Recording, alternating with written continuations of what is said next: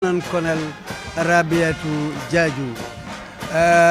bitum wolbe aytandile ko musolu ibe nyaton kaya palasolu ta kanne andum ibe la lodula luta kanne banku do kuoto yo bari banko Gambia bimulun kuma baleti Gambia la fansoto juro bilon Gambia la fansoto e sanji tallulu ani lulo soto Kadunia kasabe kabona 1965 kana bi atara kanyan sanji talulu nilu bring wato men persar njay keta chief minister hanufo wokola sa John Paul Anata bo governo yala sa Fariman Singate wolem Gambia la governo labangoti bring sa Fariman botaje bitung wotumolemu Sadauda Nata Bankota afana aketa prime minister ti follow hanifo banko nata dung kolu kono ka na kolu noma sata hanifo 1970 inata 4 Gambia silande anyanta kala republic tile wo fanan keta 1970 sango kono Gambia keta republic ti Sadauda Kairaba Jawara aketa banko la president foloti wala na iko atelom banko famati yo ay mararoke kabo tembo fo kana 1994 July karo tilimwani mfulo wotu molem yaya jameni sojaroli kudeta ke itelie banko mara sanji muwani mfula bring karteo nata fai 2016 yaya jamme boyta adama baro fele ko lisono wolle ya ganyindi patiol le kafuta nyoma men ya lon ko ilota biro patiolu kafuta nyoma wolle karteo fay bitum banko molu ye support banko molu kafutema karteo fayta yaya jamme boyta adama baro fele ay mansayata bitum nyinanemu atela independent o jura nani njangoti kato 2017 leketa jural foloti adama baro sita menkunna 2017 2018 kana 2019 for 2020 nyinang sanji nani njango fele adama baro alasio bankola independence juro kunna yo badingulu ku jamale keta biring adama fanansita aye do kolu damuta do kolu men yalonko wala mu banko yiriwandiran do kolti banko sambo nyato ate fanan ayala kato damuta wo project kolu be kering wo yirwa do kolu be kering fokana bula nyin tembelna kato base banko kan amammo kumpa silolu anin salolu mennu do kutawo ma fangola ni abota woto yiriwa do ku kotengolu men yalonko wolle keta banko kan ngolu fanalu jele nge moy nge CDA yo niaji be badingulu Gambia la fansoto nyimuku kuma baleti yo kali hakilo bulandi ngamuru ko ma demanding Union Jack wolem England la banderoti wotumo mbetubab Maroko no ye Union Jack jindi February karotil tang anin sey 1965 ya Gambia la flago wulindi wolen Gambia la banderoti ikafoma ye Louis Tomasi womo accountant leti wole Gambia la wo bandero na flago wole ya anunuo dada wo Mr. Louis Tomasi wole Gambia la flago nyin dada yo biriwo botala nak Sadauda Jawara aketa Gambia la nyaton ka floti bring independence yo biton ko kabo 1962 abe prime minister ala for 1970 Sadauda ye banko yelemandi wotumole ntata republic biton atelenata ke banko president floti for 1994 bring sojaroli ya bondi bari janni obe kala Gambia ni Senegal ye confederation o kenung kabo 1981 katu kudeta bayringo nene keta jang kukoy Samba Sanyang atele yo kudeta bayru mamandi jang mfan safo rebellion katu balamba ya lem wonata bang ate 1981 san kilin kono Gambia ni Senegal ye confederation o londi wo confederation o wo tatale hani fo 1989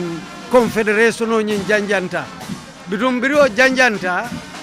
banko muruta fam sambola hani fo 1994 wotu molem yaya jammening sojarol nata kudetake yo bitu wo fanan tata wo nyale fo 1994 for 2017 birin 2017 fanan sita 2016 cartel fighter birin cartel fighter ha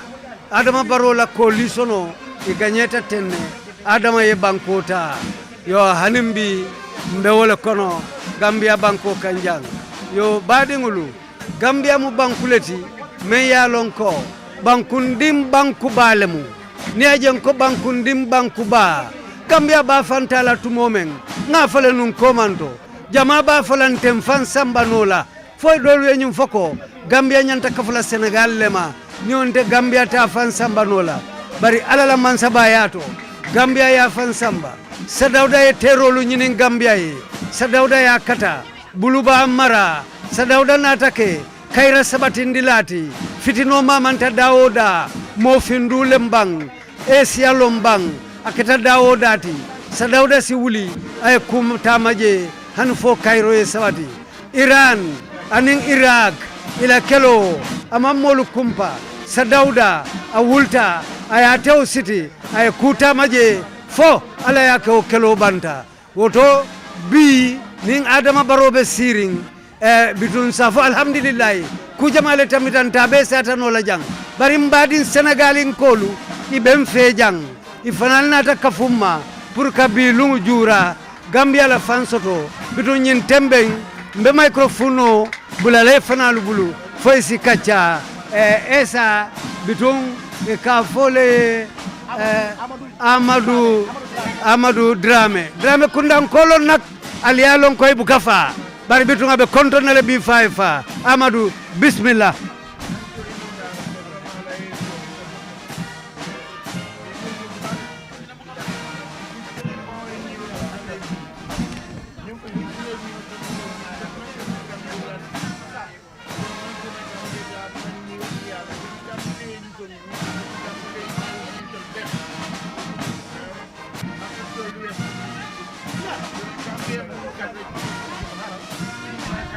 Fatijan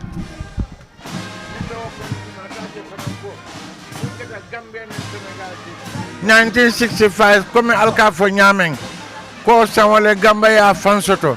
wo fansoto manganya banjul damma sate kono wo fansoto manganya damma Gambia banko kan ba anganya ta fanan Senegal banko kan ndol fañol wotu moy be Dakar ini moñol beje bar moliye la sa Gambia di ya fana lonne wolu kat ko ya farmanse ndile ye motol leta ke isoso molla ke samana Gambia kana 1965 fana jura ka ke la nganya ramote ka ita no ko mo Gambia di on leti bar hanna tara ko ila no mo nyol ila futu nyol ni la dimbal wuluta Senegal wo me bari la Gambia di ya fana farmanse ndila nin ka balundi ka je fanan ko a fele sa nyeto fo ko mun kata sa Dawda Kairé ba jabarate iko Kairé molemu mo kendola mu ye Gambia ne banku dol fanan cokki ñokan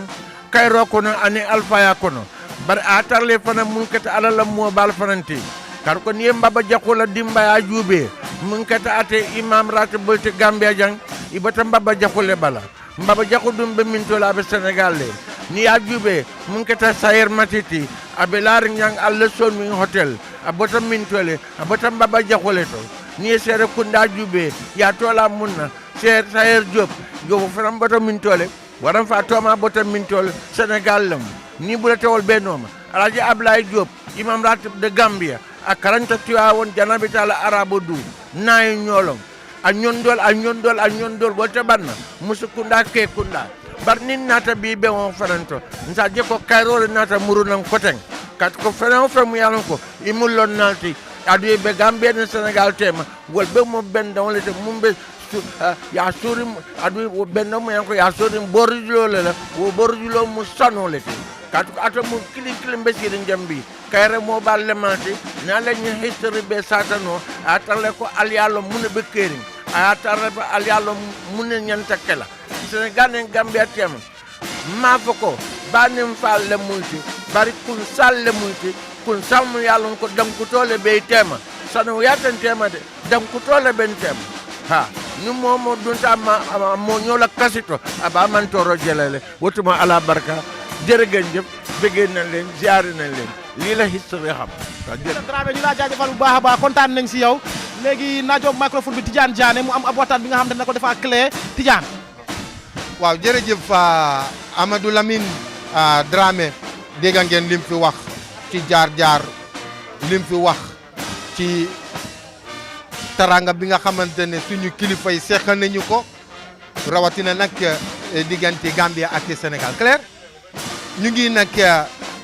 ci biir màggal bi fii ci Makati Square gis nga njiiti réew mi dugg na nemmeeku soldaar yi gannaaw si nag dem na toog jamono ji nag suñu soldaar yi ñu ngi wone seeni man-man ñu dellu rek ci li nga xam ne mooy independence ñu delluwaat ci li nga xam ne mooy mbokkoo bi nga xam ne moo nekk diggante ñaari réew mi tey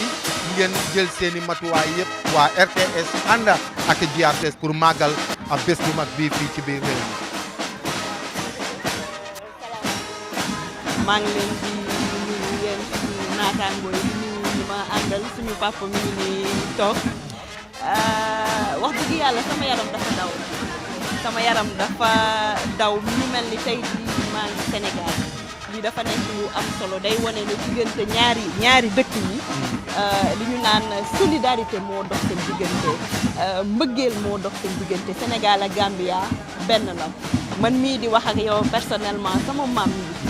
ku bokk ak sama maam bu jigéen mi ngi fii lay sëy donc Gambie man dama fi bokk at bu nekk dam fi daan ñëw vacances bi liggéey bi commencé rek laa ko bàyyi waaye bi may nekk tout tànk man ak sama ay rakk dañ doon ñëw fii vacances Gambia ak Sénégal bari na lii dafa rafet day wane ne intégration am na diggante ñaari dëkk yi tant que ci seen discours yéen a ngi koy wax solo bi benn la làkk yi benn la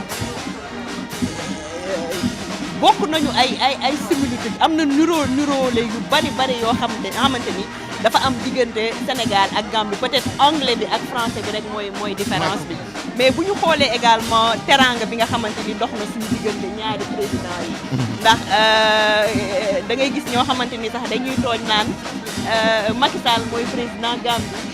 Adama Barrow mooy président Sénégal tellement que ñaar yi dëkk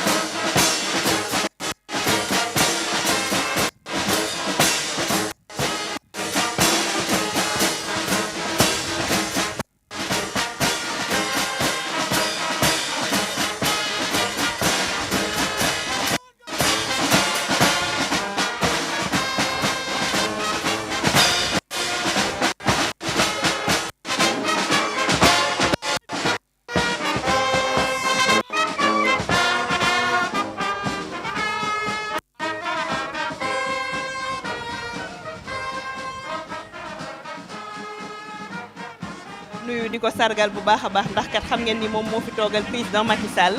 moom yàggu fi naam bi mu yegsee mais mu ngi fiy def liggéey bu am solo ñi bay waaram ci lii di intégration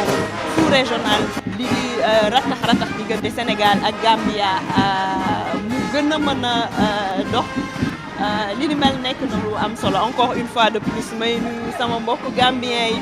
fi mu toll nag daanaka l'armée bi lu ñu naan force de défense ñoom ñëpp muy police muy gendarmerie muy douane ñoom ñëpp ñu ngi nii nekk benn di défilé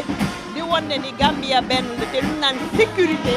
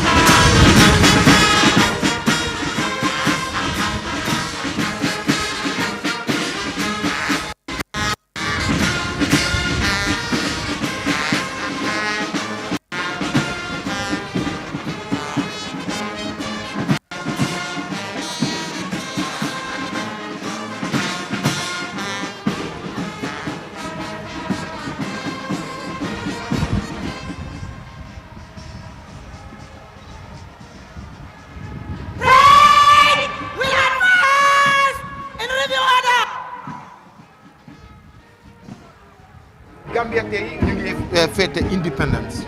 waaye ñun suñu indépendance du am sens bu fekkee ne ñun taxawu intégration suñu diggante ak Sénégal intégration ak sous-région bi rek mooy ECOWAS bloc bi tey ñu mun a jàppoo nga xamante ne yu bëri dina mun a yomb suñu biir parce que bu ñu ne dañoo indépendant rek war a mun a jàpp suñu lépp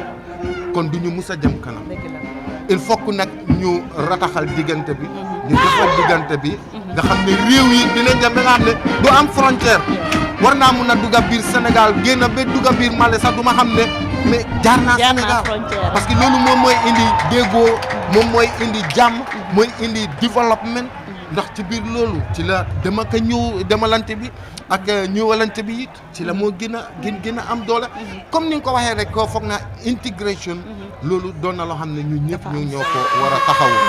kon nag ba tey mbokk yi ñuy fàttali rek yéen ak ñoo topp fii ci GRTS rajo bi ak télévision bi ñu ngi ci Makati Square di màggal juróom fukki at ak juróom bu ñu dogee bu mi gàcce comme ni ñu ko waxee ndax tey ñun ñoo moom suñu lépp yore suñu lépp di doxal suñu lépp loolu dama ne dara fayut ko. waaw moo nga baal ma rek ma am lu tuuti lu ma si yokk xam nga ñun ñooy équipe unité RTS bi nekk Kaolack te xam ngeen ni yàggul dara amoon na fa mbir mu am solo ñu koy FICCA di foire internationale bu Kaolack man li ma si gën a intéressé mooy foire bi day am diiru fukki fan ak juróom mais dafa am jour bi nga xamante ni dañ ko duppee journée intégration Sénégalo-Gambie mu nekk bis bi nga xamante ni diggante fexe ni ñu rataxalee diggante Sénégal ak Gambie moo tax a jóg li ni mel amoon na délégation bu am doole bu jógee Gambia ñëw Kaolack président assemblée nationale mi ngi fa woon ministre agriculture mi ngi fa woon ak yeneen i kilifa ay hommes d'affaires ay investisseurs ñoom ñëpp jóge nañu fi Gambie ñoo fekk si ñu nekk Kaolack ay opérateurs économiques waa chambre de commerce Gambia xaw ma nuñ koy waxee. léegi ak suñu président chambre de commerce yi également ak waaw.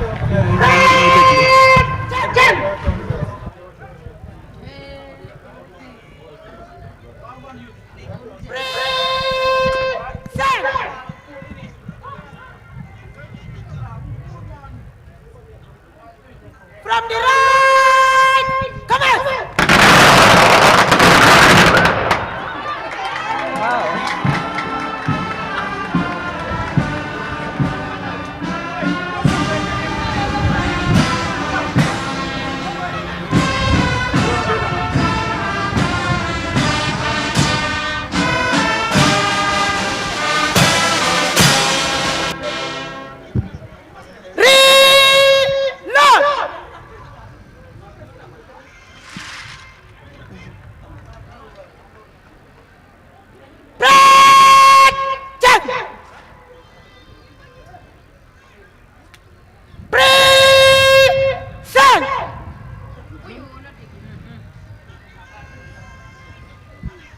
From the right, commence.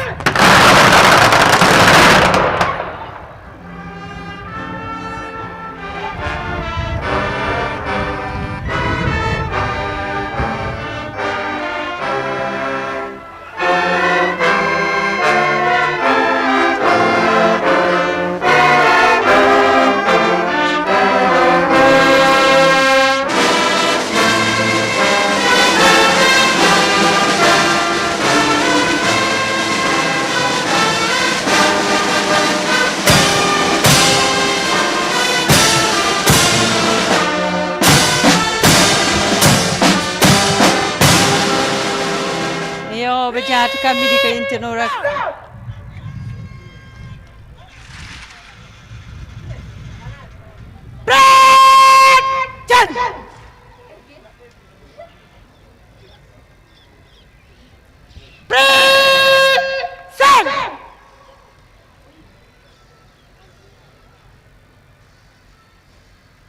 From the right, commence.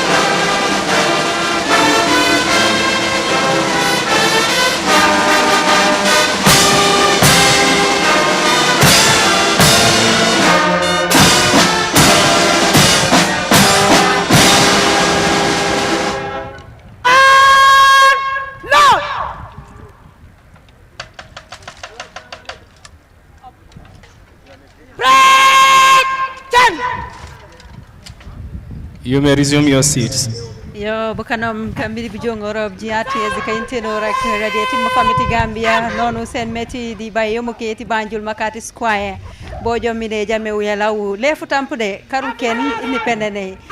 sipi mena sanji jame nya kupoya kolela kabringambia Armed Forces Immigration Fire Service Prison Navy ko konto bitate kane mukana mo man manjum kay senak kisana iti mafamiti Gambia dan ku bobo ko purum dede wanku katola mi jupo bari jat e tuse yan manjum yo e kanu maj passport nampo di mukana mem fannani ngala man manjum mo ku bobo ku katami tate e binyo nanu bajami fanga folela President Adama Barrow na ringloring tate nanga fulaka fola di kuni fana ku kenak na ringlomi na safu mbokana kaban na joma saf ku poya kana no kenan dikitila mana safi mi fujuma falinga fan manjum fo mi tate anjija menya wakan maseka manjum jat o arungo mukana meti kupoya ke mo famiti Gambia butu sa boli uyente norali manu jekerari piye jaw Yes, to His Excellency, the President of the Republic of the Gambia. and Commander-in-Chief of the Gambia Armed Forces, His Excellency Mr. Adama Barrow. Hep, hep, hep. Hep, hep, hep. Hep, hep, hep.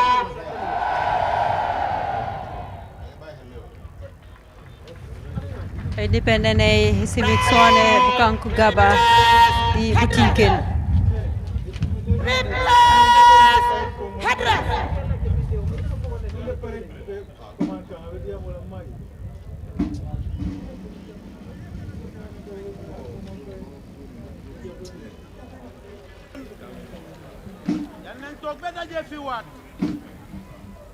After this, we shall have the national anthem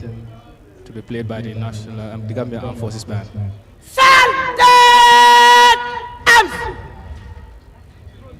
So shall we rise for the national anthem? Slope arms.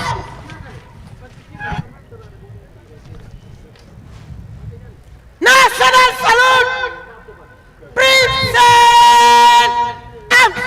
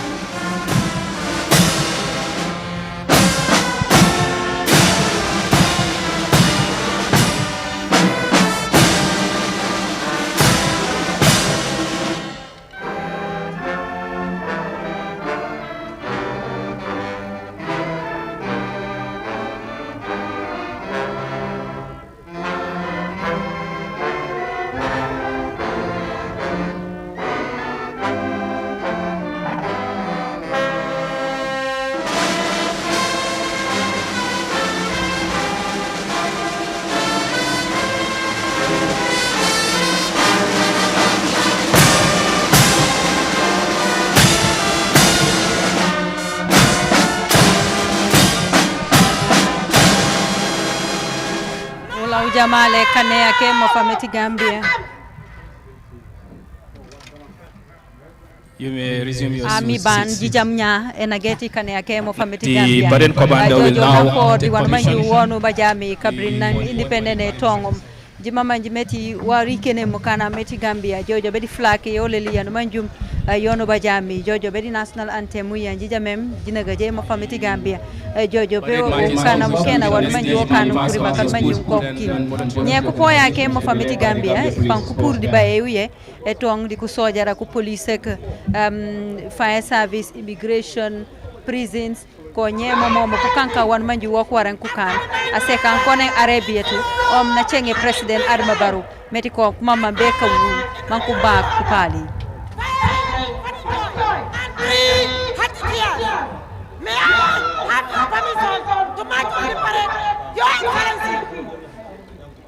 Well done. Ne mambunya ise meno kupoya ko kanja wan ku waran ku poy blimukana meti independent ku jojo be dani fana iti Mofameti Gambia man ku chengo uchengo meti ku mama be pour man ku pali ku ngole ku be Gambia Armed Forces kurunge di kapana ku chila ami ban yoli be di mukana mukena moli ku purja police ban ko kote bill man ku rungu maje ti ku nyila ke karambungi kan manjum ko kote puru banjul babe be kombo burom nya ku poyak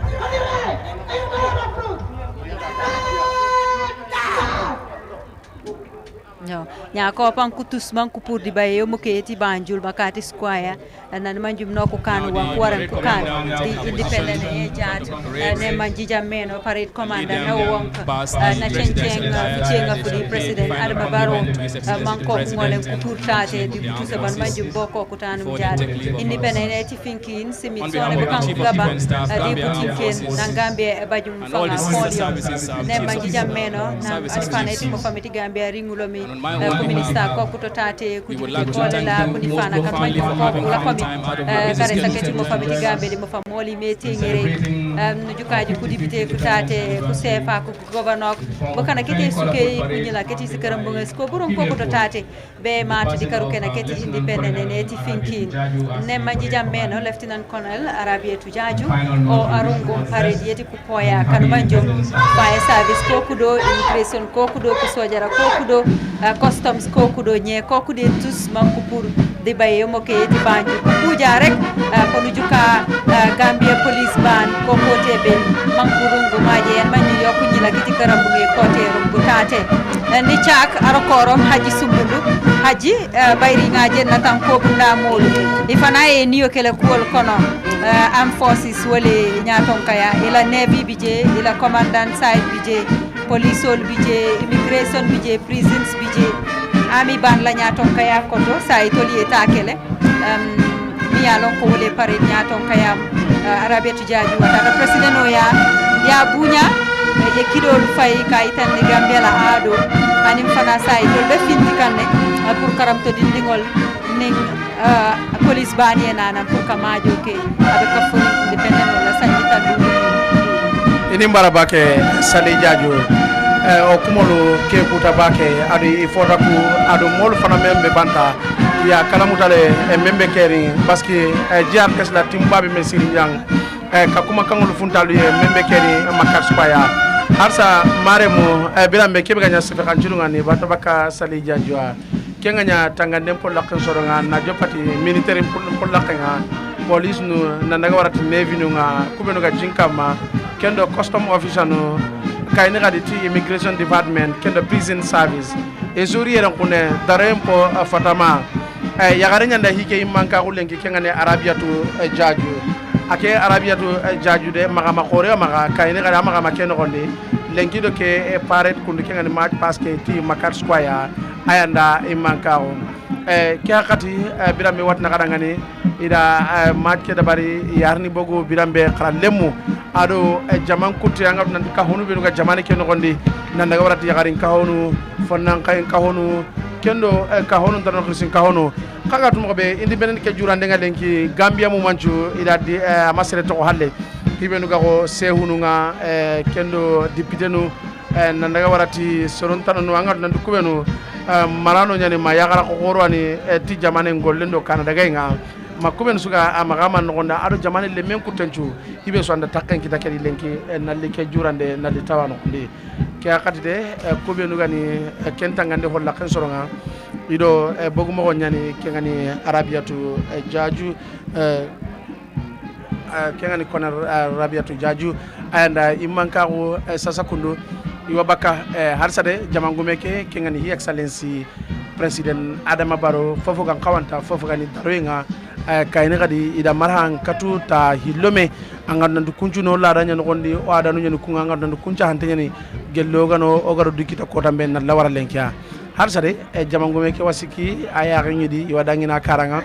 ikundo bugumo ko nyen nambugo baye ke no gondi nandaga sigira ngutu kembire nasro tan rogo kun kanari match paske de bari anya fi bi angan nanti aya ga bakken ko nyani ida ko nanti gollu no gondi gadi hibe gada ga tankare gelo tanka sinon karagi independent ke gello no do kida 1965 kengani jawara ganya kebe habayi kayne gada wutu mutunde ken gonde o gara sagira on kida igati watelle bari woto ko Senegal maka bari kenjunu nya hiya angat nanti Gambia rinya jamange munte jaman barakinte economy safari daga na liye aga talla yurwe modo jaman torno garo kitalo meri mo ga kop na ngolli nodu baga nyaaka mo nga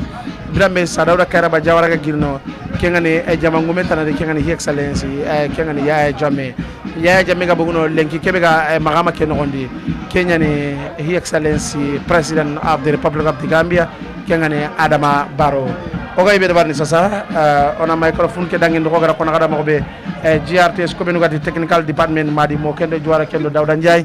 ado Sale Jaaju nan naga warati Alhaji Musa Mane saso Tidiane Jan kendo Yero Diallo dokku be nga geti Senegal RTS nalika way Sale es bismillah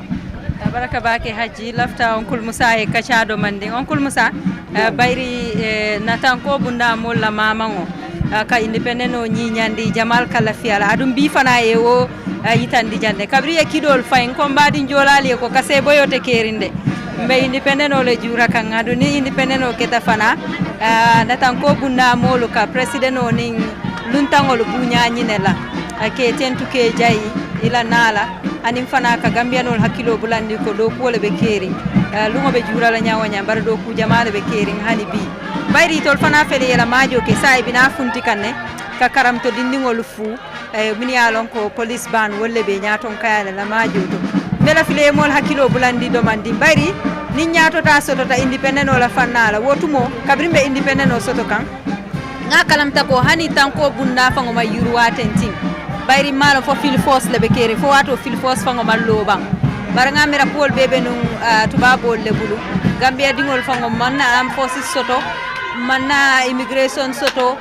manna jama soto min ya lon ko bi wolle be maji kante ngale tol fannala nyato ta soto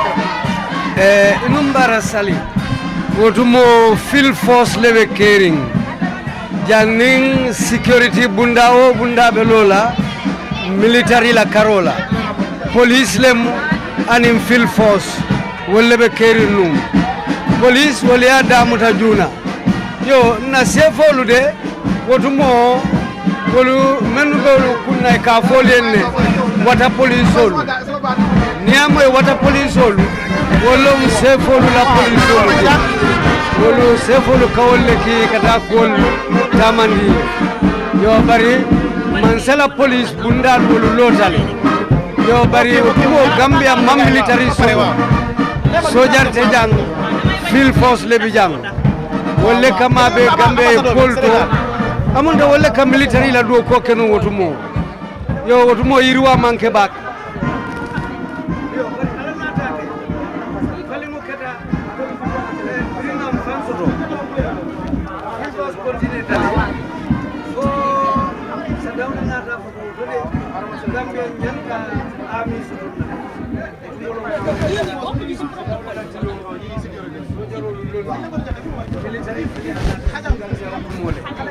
yo brim military lota fanan yalo military ay branch jamal le so jamal so ha lefi bije yo amunta gambia la doya nin sembo dango wala na mamfansum air force soto bari contingent jamale bije yo kudang nyolu sojaro la korda be ba beto base katanna yundum barak bakaw nyilbe sojar korda ba beto oto ala tendu adika karanja ya do kuja andu ka karanjanne ikayla do ko da mata janne ka karanjanne hanfo ya koyindi ikanyulu jamaje macila jambi sali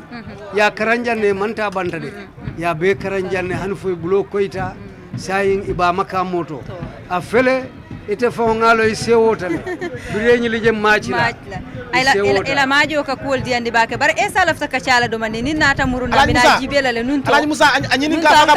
faka macila nun ala karamuda dini wato yalo wotu mo ka moto mo yena kombo majo la mai easy ka kele at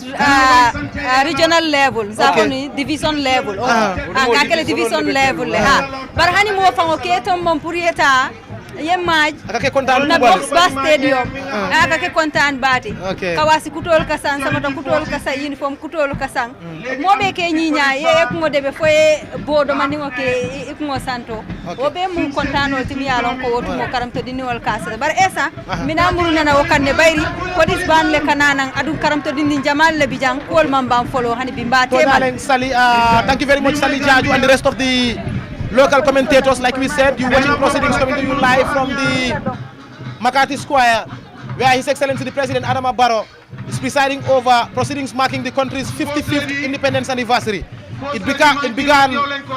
almost an hour ago. We have seen the colorful march past here performed by members of the armed and security forces led by Lieutenant Colonel Arabiatu Jaju. It was splendid, it was spectacular, and these are some of the rituals and symbols that we have been saying that are associated with the feelings of getting nationhood, the proud feelings of a nation that is basking in the sunshine of dignity and self-defining itself. Like we said, it is a journey, a long journey for that matter, but every step of the journey counts towards the realization of the journey. So indeed, it is a unique moment here in Banjul. The climax of this important occasion will be the address by His Excellency the President Adama Barrow. I am Esa Sow. I have Yero Jalo, the ever amazing Yero Jalo. We also have our Presidential Affairs correspondent Mamadou Jalo, also joining us on the commentary desk this morning.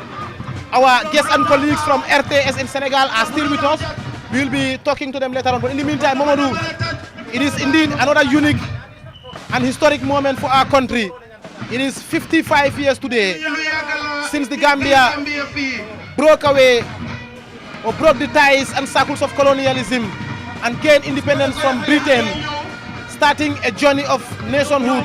a journey of self-determination, a journey of self-realization. And here we are, the President, His Excellency Adama Barrow, presiding over the events for the third time under his administration. It is indeed a historic moment for us today. Yes, you are right. It is indeed very historic for Gambians once again to celebrate National Day. That is our 55th independence anniversary. Yes, there was once upon a time in the past, just in the recent past, when independence, was not celebrated as it was, as it used to be. When I was a child, I can remember it used to be a great occasion. When I was in the village, I do listen to the radio then, but I felt I had that feeling of patriotism and also nationalism in me whenever I hear such a day at the Independence Stadium. Especially the national tunes from the police and the army band. Exactly. When you hear them, they invoke these feelings. And now growing up, when I see, security forces, soldiers, the police, and other members of the security services marching, it also, increases my feeling of patriotism and nationalism. And for many young people, for many young persons, they wish that they were soldiers or they were security people as well. Just the feeling, just the kind of feeling on this very, very special occasion. It is not like any other day because, it tells us a lot about who we are, how long we have come. We've come 55 years, as a country at a very difficult time when many people even doubted the very viability of our nationhood. For many, it was an improbable state. Exactly. It was not feasible. It was not realistic to become an independent, vibrant, sovereign state, the Gambia. Yes. But 55 years down the line, Gambia has become one of the most stable countries in Africa. Exactly. And that in itself is a lesson for Africa in general, to learn from this small country, which was the first to be conquered by the British Empire and the last in West Africa to be freed from the yoke of colonialism, especially from the British. Exactly, yes. I think that is very, very important for Gambians to realize that, we've come a long way, but nonetheless, we have had our ups and downs, but nonetheless, we have been able to march on to where we are today. A very, very proud, proud country. People who are very proud of their nation. So what we have seen here today, earlier, the parade by the security services, I think is indeed, very, very splendid. And I think it has only increased our sense of patriotism, our sense of nationalism, our sense of belonging to a country called the Gambia. And I think for the future generations, or the young children who are now about to enter the Makati Square to also march past the president, will also take on this, on the button, and then continue on this road to build a Gambia that is, a Gambia where every citizen is proud of. So having said that, I think we also need to look back at history, the struggles of our independent fathers, our people, who stood up. Exactly, and when we talk about that, a lot of people come to mind. The late President, His Excellency Sir Dawda Kairaba Jawara, and many other independent heroes, I.M. Gaba Jahumpa, and also Per Jai, Edward Francis Small before them, and many others, Sanjali Bojang, just to name a few. They are all part of the struggle. Exactly. So, and some who are not even known, but nonetheless, they all struggled, they all worked together. They all looked at the country, they looked at the interests of the country. And I think these are lessons for all of us now as Gambians to learn from. Esa Mamadou Diallo me atira ne leñol le seda rek e min biya on rek juragol dubi capande joyi wona ko webi tawe ya Allah tawno en ñagaro tawno en dubi kewdi garoji Amin amin. musidal hettobe GRTS larobe GRTS waktu do Mamadou Diallo halan en tan ne seda hono jiruɗa nde ñalande hande no kaldanno min tan yero he English hande no woni ñalande weltare ɓayde wona no mbiɗani tan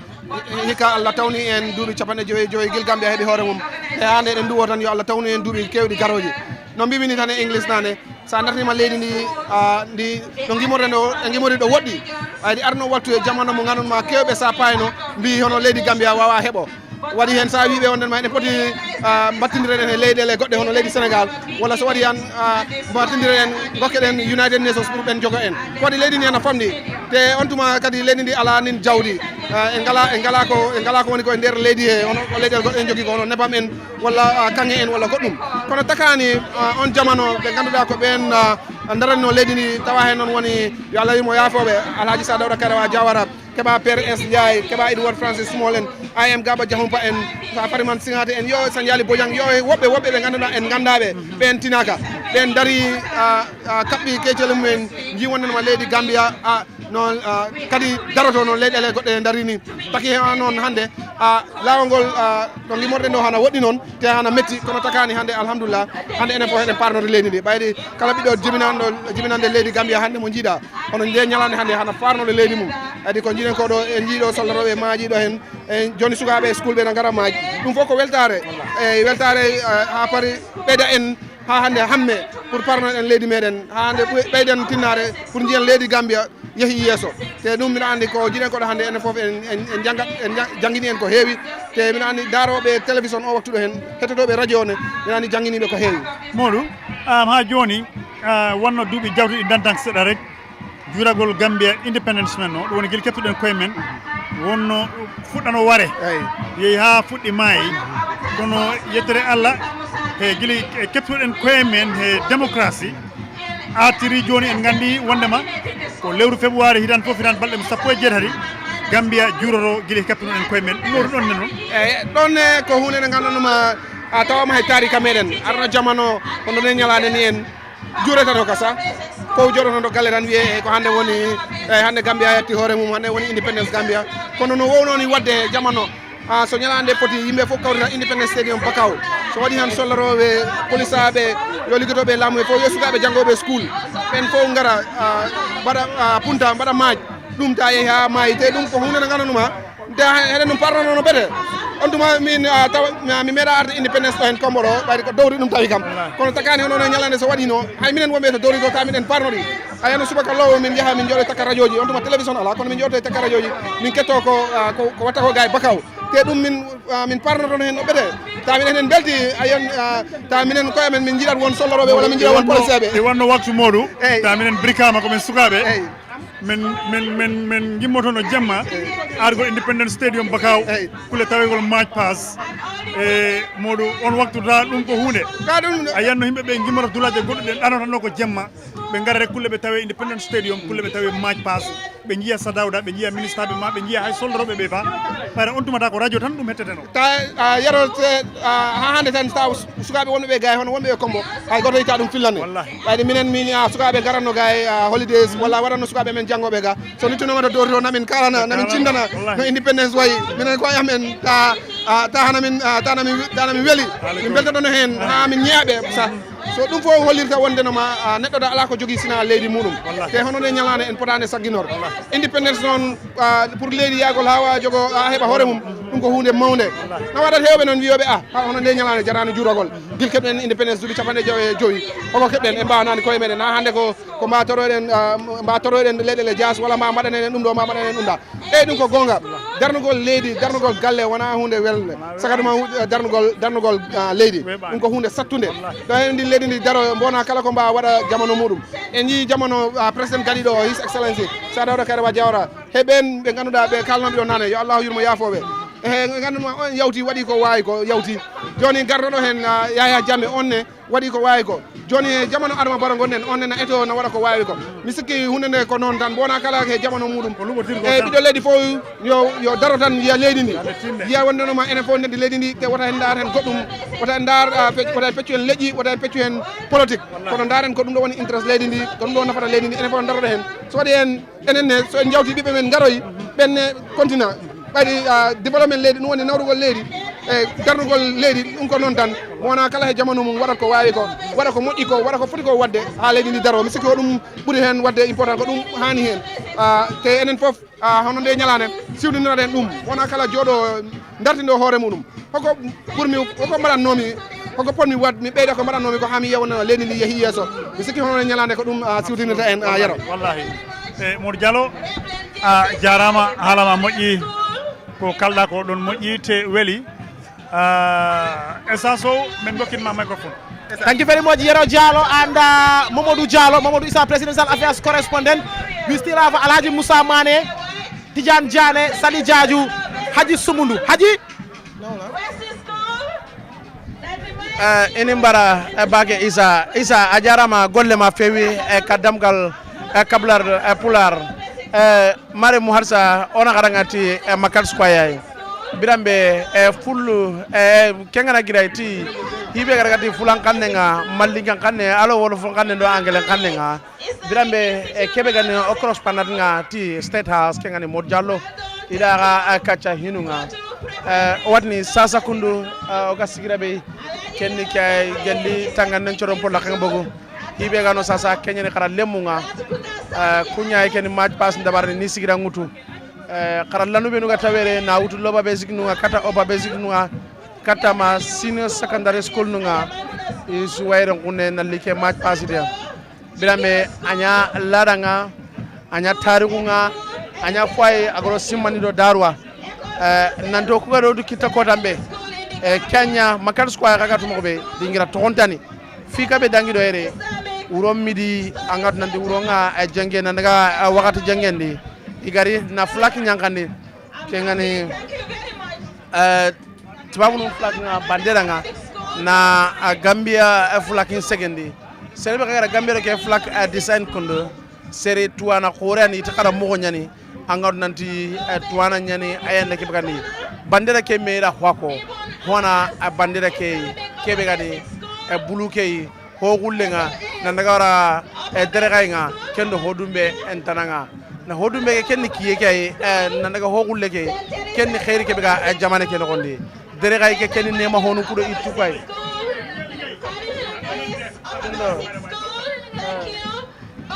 kendo deregai kenni nema no honu ko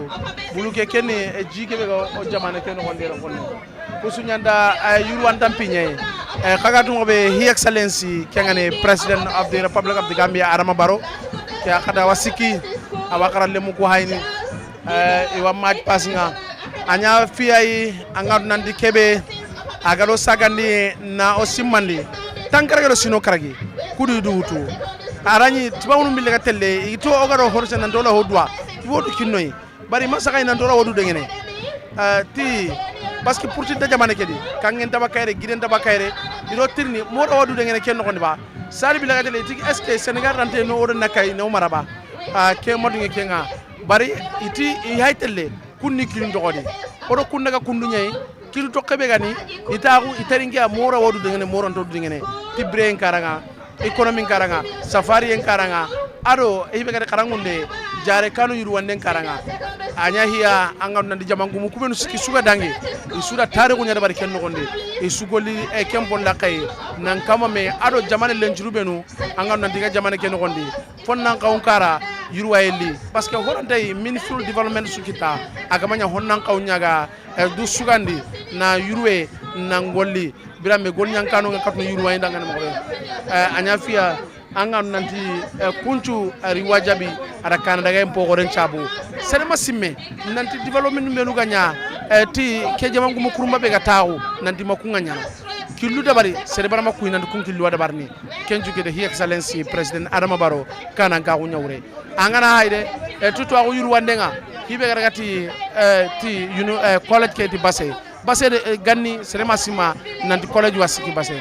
parce que abire Nasiri Senior Secondary School kembane kotana basse sasa adangi kunga masere ko wale karanga manga wala le me karangu ni lenga raga sigima college nkara fofo maken jabu ke jamangu mebe ga stahu sasa aham min den nangolle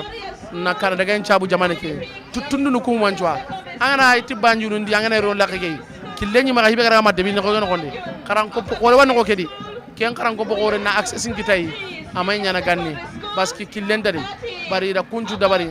maganya fo yagara killekini agara yurwa en pogoren sabu ti jamane ke olli capital city ken ngoni banjun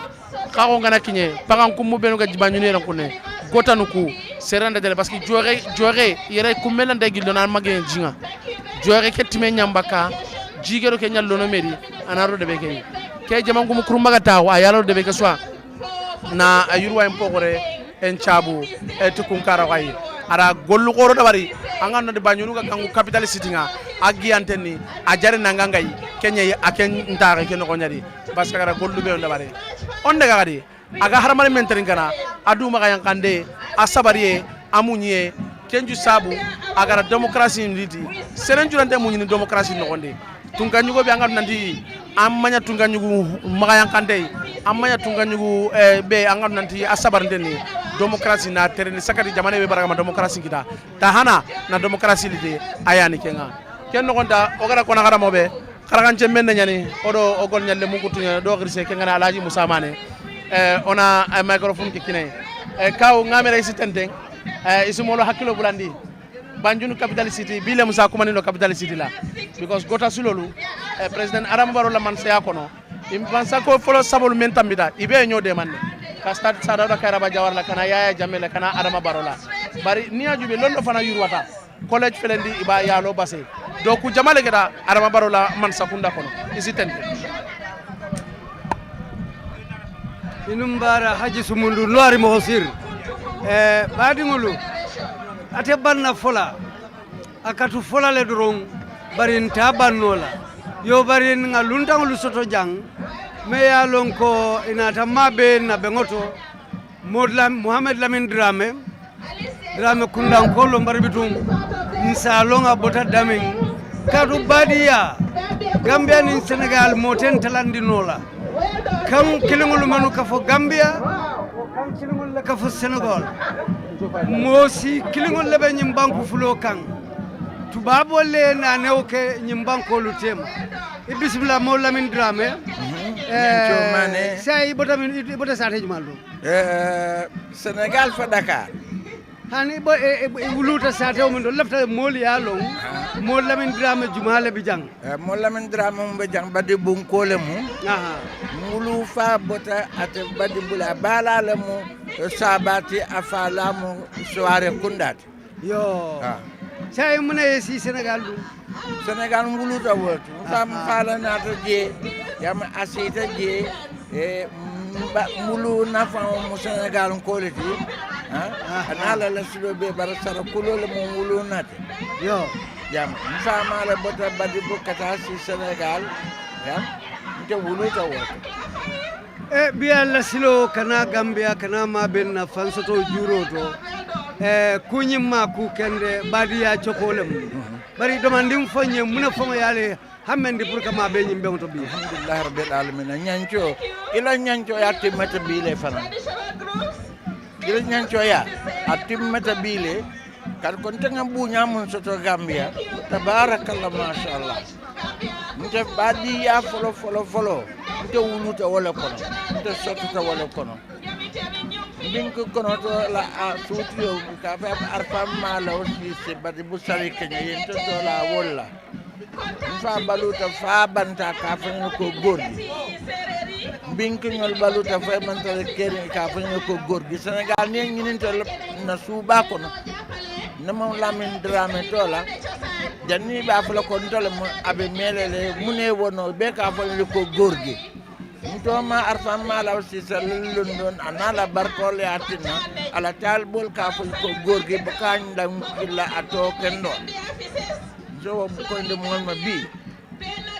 bo borin ko laje fama sanuma ala jo Suleiman Camara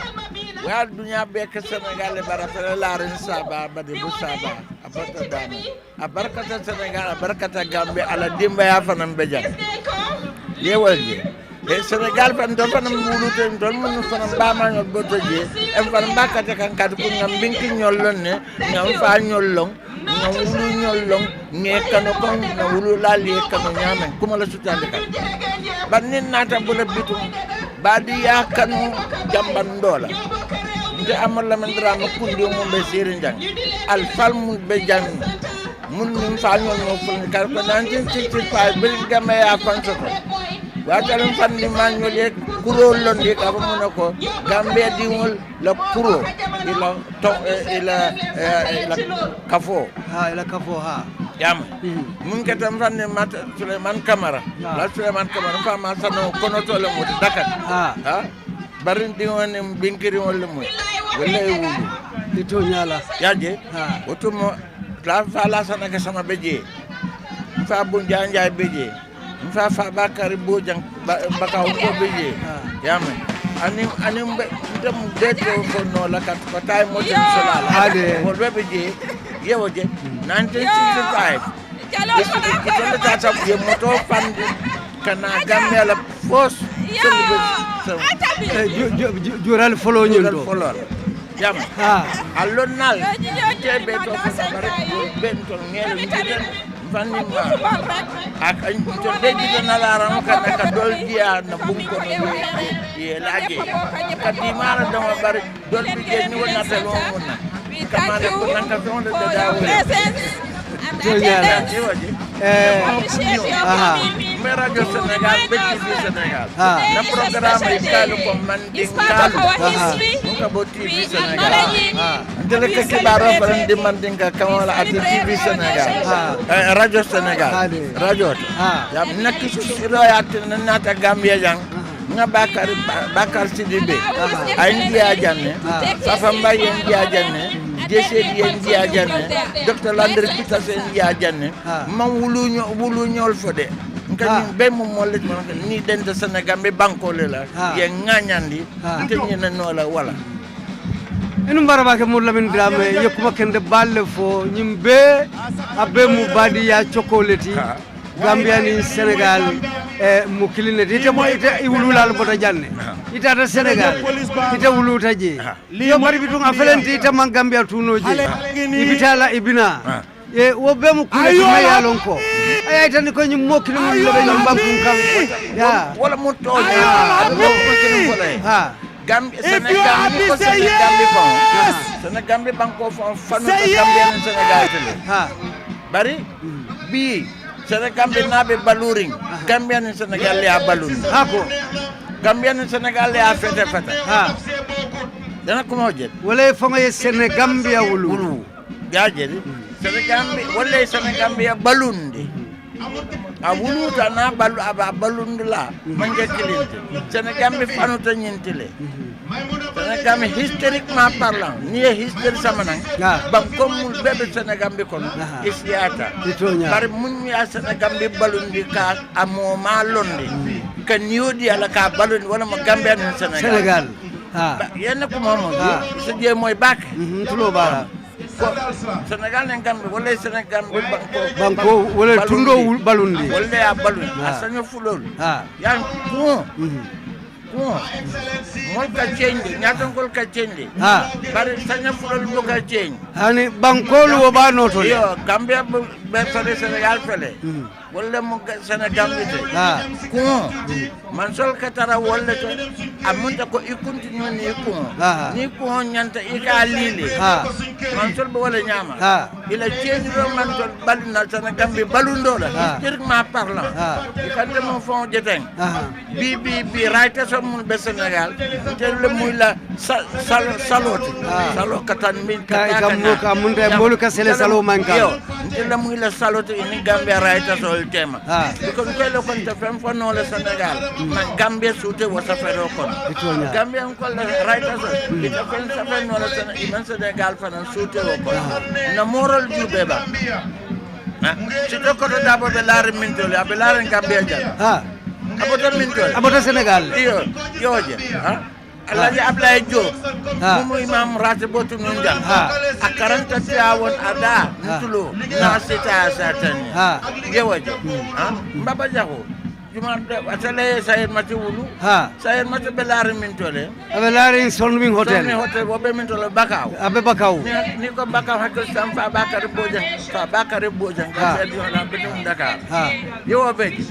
nganata ate wo sayed mati ay koma mun soto wala sere kundalo wala de ka ko yo je ngaw beje ni ngaw be no ba jele ko Sénégal ne Gambia dala erban ila manyas ya ala force akaw ka funjo radio afrota ka la radio Gambia yo kol mun be lar ñoo kam mu kilinti ñame fon kala fo mole ko ya long wala na wallahi ñanto hade kany takin mesen diol mota to nyala enu mbaraba ke Mohamed Lamine Dramé badingulu nga moy ay tariko fo ay badiya julolu choko fanam fo badiya lu sotonta nyamin kolu tamata nyamin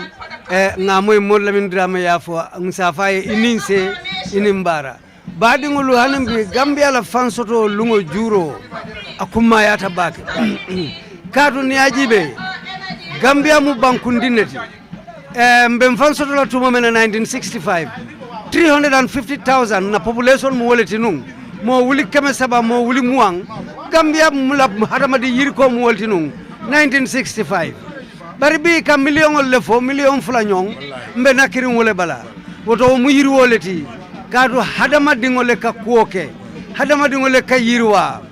ndefa ka fo nyene nimmo ko mbita kodo nyini na fa mbita mo nyini mole ka kodo soto bari kodo buka mo mara ha so wala na mo nyonte caring mo si mo bunya ye mo horma o mu kukuma baleti katu ajube nyim bunjangolu plenulu molle kede da molle katamaila ulolu buka tamila dafengolu buka tamila hadama dingol lem woto be ay tandi ko hadama dingo me Allah taala me hadama dingo da ay hadama dingo bunyale woto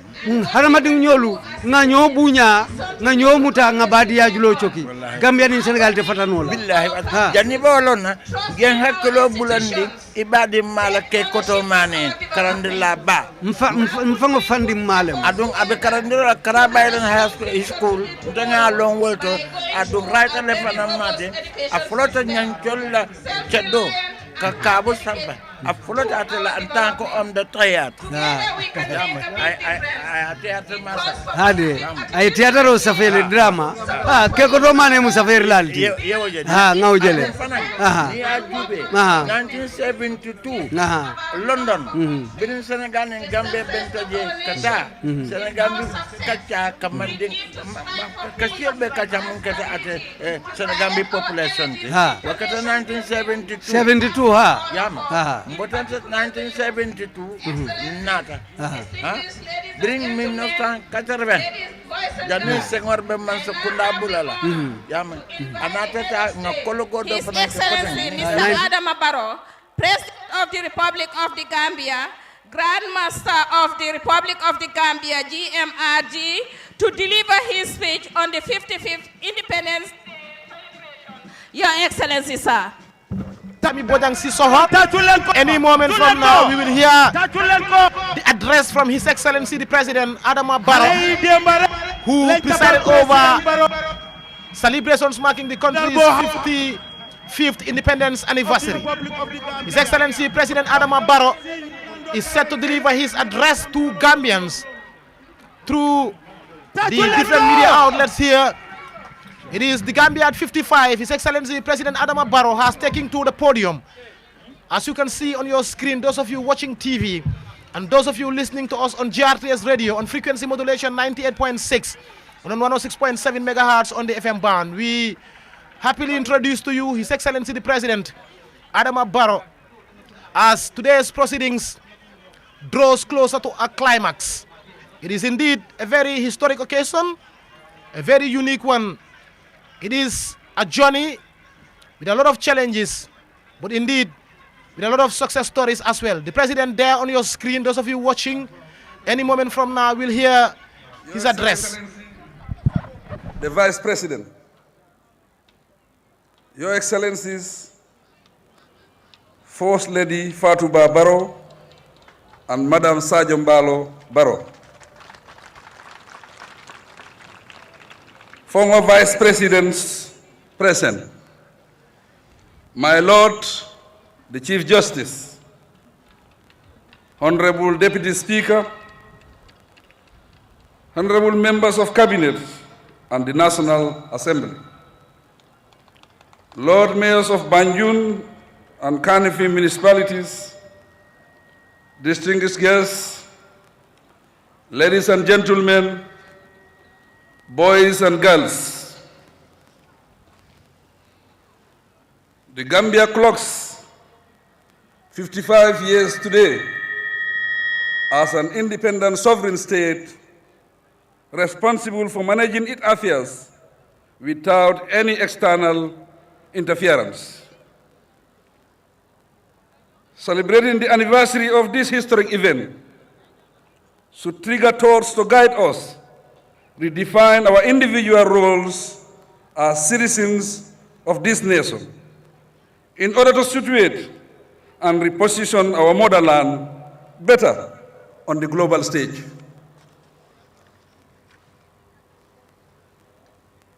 As this is our National Day,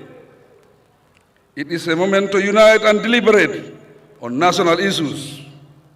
and not on partisan and conflicts interests. As true sons and daughters of the Gambia, this is a moment to reflect on the implications of independence.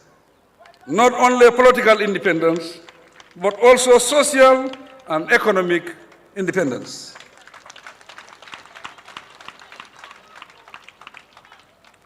Having emerged from decades of underdevelopment,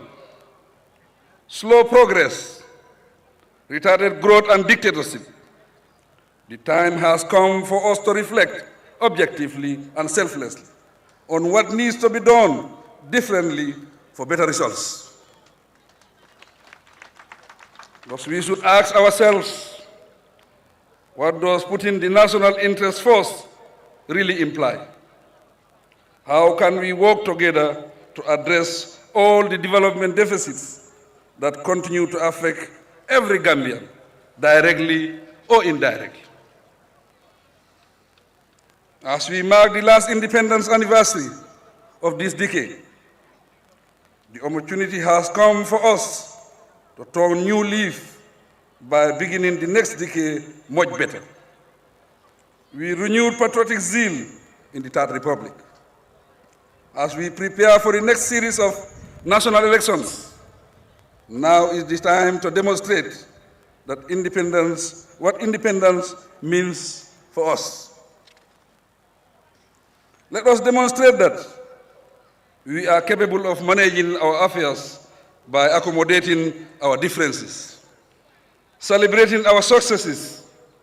providing feedback with discipline, and expressing our opinions with respect and dignity. Ladies and gentlemen, this day is important because it also reminds us of our pledge in the national anthem and underscores the need to live in unity, freedom, and peace each day. Therefore, we must be aware of all divisive speeches, actions, sentiments, and concepts that may lead to social divisions in our communities. While ethnicity contributes significantly to our richly blended culture and stands out as a diverse source of strength, if weaponized for selfish reasons, ethnicity has devastating consequences. It has plunged many nations into protracted unrest, destruction, and great instability. Party politics, which is often at the root of most deadly ethnic clashes, must not be based on ethnicity. Instead, politics should be driven by a sound vision, appropriate programs, and dedicated service in the best interest of one's nation.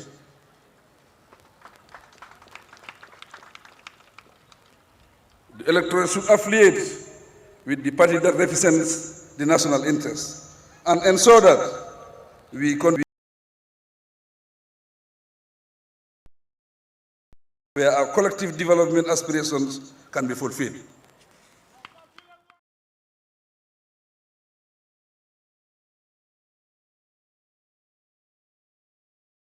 For us, it brings out attention to doing the right thing and emphasis, I quote,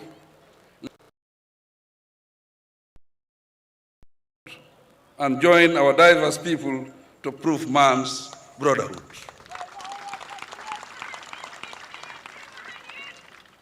Ethnic rivalry is dreadful. Accordingly, I urge all of us to renew our commitment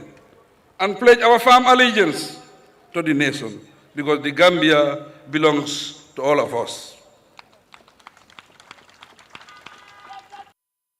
Politics is not about the language we speak or the ethnic group we identified with. It is about the nation and its development and future.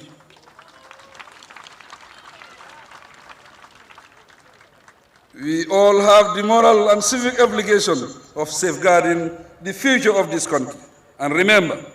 in the process, that history will judge us sooner or later. This should compel us to maintain peace and stability by respecting the rule of law and allowing justice to take its course. Today, we can all look back and, with relief, celebrate and embrace democracy, good governance, and the rule of law. This is highlighted by the political excitement that has gripped the nation, resulting in a series of useful dialogue, across party discussion, and bipartisan solidarity and collaboration. The nationwide consultations on crucial national structures, policies, and instruments continue to open new avenues and widen the options for choice, diversity, and scope. This is unprecedented in the Gambia. Never have Gambians been given the space to participate so genuinely and passionately as witnessed recently on the draft constitution, the commissions, the presidency, the economy, and various other aspects of governance.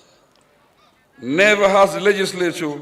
been as independent, as open, as free, as lively as it is today.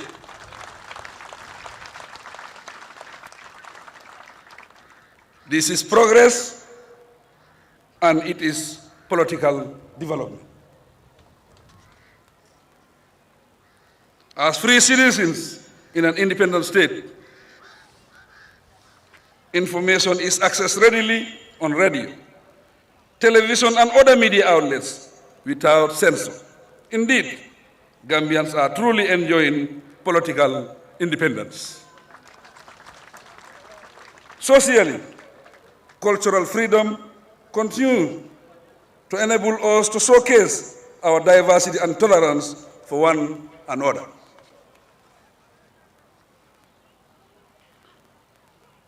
These are aspects of my government's achievements, which we have registered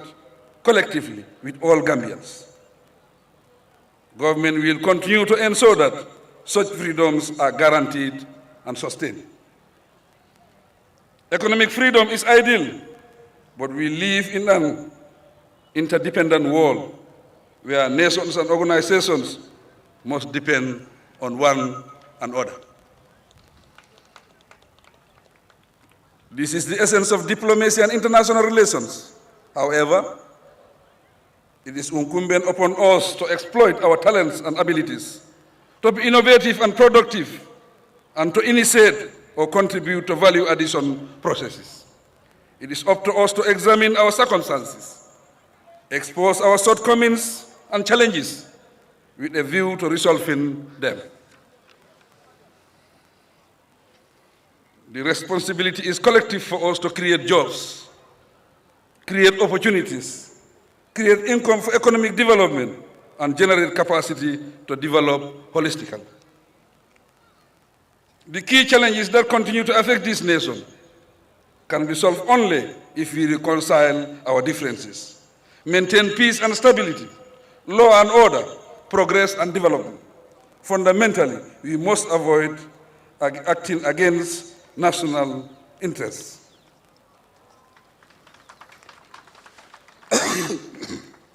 As Gambians, every one of us has citizenship rights. With consistency, I reassure you all of my resolve to perform my functions to the fullest. As President, I have legal authority to act justly as a leader. I owe it to the people to keep the nation together and safe. And as a parent, I have the moral duty to preserve the nation for the younger generation and those unborn. whose rights we must recognize now. Our oath of office binds us to God and the Constitution, and our mandates and rules of engagements bind us ethically and professionally to the people and the state. This applies to all public officials and across all state institutions. Ladies and gentlemen, the major stumbling block to development is the bulk and mix of resources at our disposal. The option to address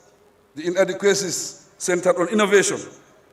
industry productivity, and partnering with others internally and externally. We must all strive to fend ourselves, feed ourselves, and muster courage to entrench independence and cooperation in our subcultures, whether at home, in the community, or in our institutions. Distinguished guests, ladies and gentlemen, lessons learned from the Meet the People talk have strengthened me to strive harder to accelerate the pace of our development. However, every one of us has a stake, a role, and the responsibility to act as constructive agent of change and development. We have to utilize our abilities and potential constructively, apply ourselves to the task of nation building, and avoid indifference and dependency. Up to 2021, my government will continue to implement the National Development Plan vigorously. We will introduce new projects and attend to the people's needs. Roads, energy, water, sanitation, infrastructure, and technology for production will attract top priority. Employment, youth, gender issues will be closely linked to such priorities. In all of this, the private sector and non-state actors operatives have an equal or complementary role to play. This year marks the forerunner of the 2021 presidential elections. While gearing up for this, it is most necessary that we exercise restraint, remain disciplined, and maintain peace. Let us not plunge the nation into chaos and disorder.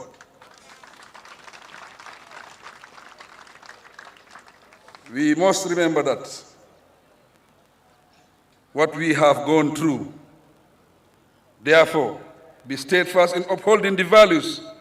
and practices that encourage positive thought and action.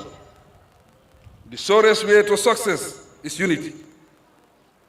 Resisting the temptation to ignore our noble values and wording of agitation,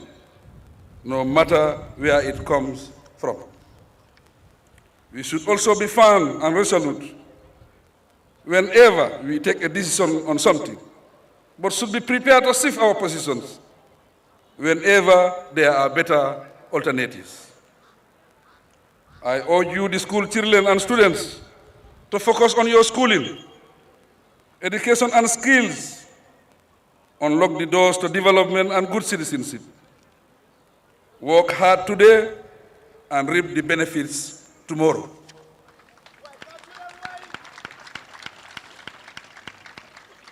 Do not allow yourselves to be distracted.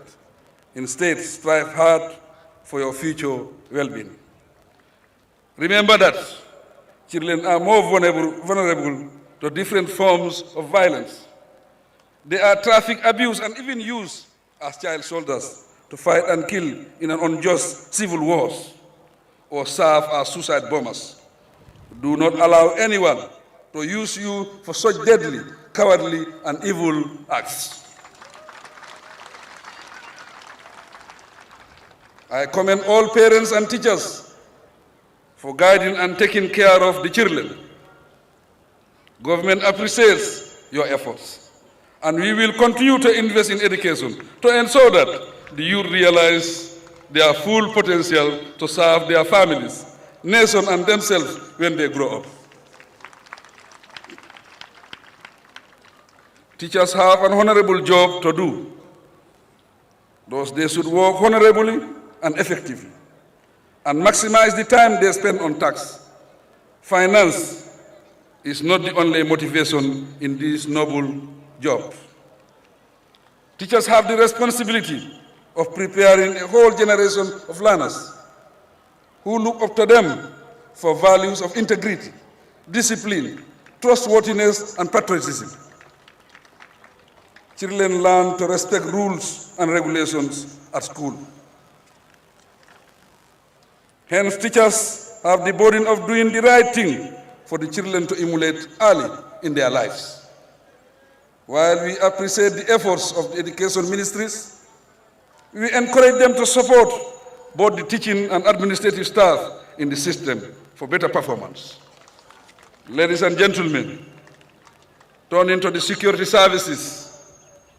I thank and commend them as the pride of the nation for their impressive outfit and remarkable performance. We salute them for their impeccable parades, commendable peacekeeping missions, humble and generous community services, as well as their acute alertness and sacrifice to keep the peace. Distinguished guests, ladies and gentlemen, to all those present, I express deep gratitude for the turnout and for making the occasion so colorful. I am thankful also to the entire nation for keeping the peace and their cooperation with my government. We are grateful too to the international community for their support, financially, technically, and morally. The list includes all friendly nations, partners, and organizations that continue to supplement or complement our development efforts. I wish you all a very joyful 55th Independent Anniversary celebration. God bless us all, and long live the Gambian nation. I thank you. That is His Badingulu, Excellency. Banko President His Excellency Adama Barrow, aliya moy ay diamu kangulu menu fo Banko la fansoto juro kamma adiamu ta Gambia taliboli Gambia karamundo dindulu ñillom Banko firo luti ñi lebina kala Banko dinguluti ñi lebina Banko marala ñi lemunna sinin keba luti ñi nemunna sinin lonna luti ñi nemunna sinin marala luti bari ntetambila jang esa so esa felenti anata saying esa felenti sirim saying esa between sitenteng. Thank you very much, Alhaji Musa Mane. We want to thank you very much for taking us through the broadcast. We just concluded hearing His Excellency the President's address to the nation, and indeed it was a cross-cutting address, Mamadou Jallow, touching on different sectors of society, different sectors of the economy, and other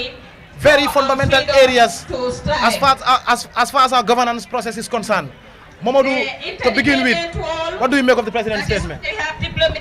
Well, Esa, thank you so much. The President gave a very, very positive message to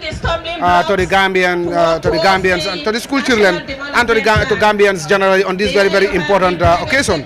Because if you look at it, the President spoke about all sectors of development, his government priorities in the future, and the current state of affairs in the Gambia as well. The current socio-political climate and how his government intends to work under these current circumstances to nurture what already has been achieved. As you know, he said he acknowledged that the Gambia has come a long way, and that it may still face challenges, but nonetheless there are a lot of positives because there is stability in the country, and that Gambians now feel freer to come out to join in the celebrations of this important occasion. And this, according to him, is a matter of source of great pride, and that the Gambia has turned a new page.